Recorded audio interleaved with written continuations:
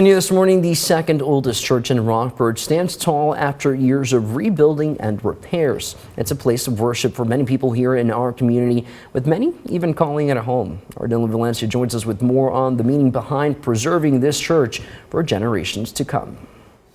Yeah, Manny, good morning. Well, you might have seen St. Mary's Oratory standing tall in downtown Rockford, built in the 1800s. This building right here graces our skyline with its historic roots. And right now, this is exactly what St. Mary's looks like on the inside, undergoing extensive restoration since the beginning of the year. We got a closer look at that restoration and those efforts ahead of Palm Sunday. Take a look. I think the exterior beauty of art is a manifestation of our interior faith and worship of God. Every week, 500 parishioners gather in worship at St. Mary's Oratory, with restoration in the church taking place during Lent, a 40-day celebration marking sacrifice and fasting before Easter. Lent is a time when spiritually we seek to restore the temples of our souls, to glorify God by seeking to grow in virtue.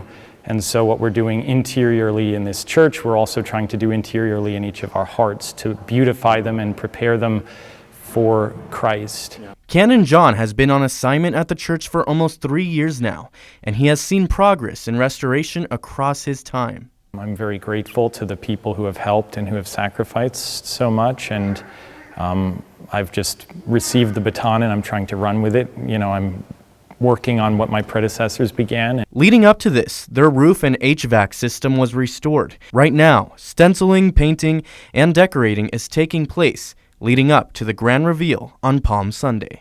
So up above the high altar, there will be a mural put in on March 4th. Right now the scaffolding blocks it, but it will be a mural of Our Lady in battle with the devil. This is what the marble will look like when it's finished. It'll be completely marbleized, all of the red that you see up there.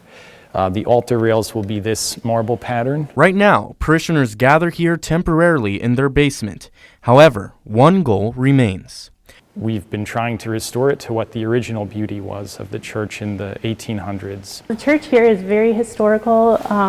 It's been around before even streetcars in Rockford were here, so it's a historical landmark, so to speak. Built in 1887, St. Mary Oratory continues to stand tall after a fire erupted in 1962. During a time of hope and restoration, parishioners leaning on their faith to restore their place of worship. Well, that'll make that part of our Holy Week just that much better. That's a perfect time to have the church ready to go. So it's very humbling, it's very rewarding to see an idea come to fruition, to be able to work in the presence of such wonderful artwork. The most important thing is to give God His glory, so that's what our focus is, and He'll take care of us if we take care of glorifying Him.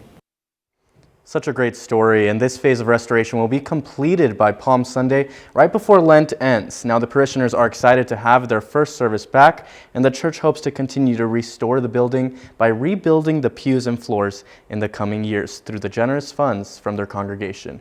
We'll have even more photos of what the final mural and paintings will look like up on our website, wrex.com.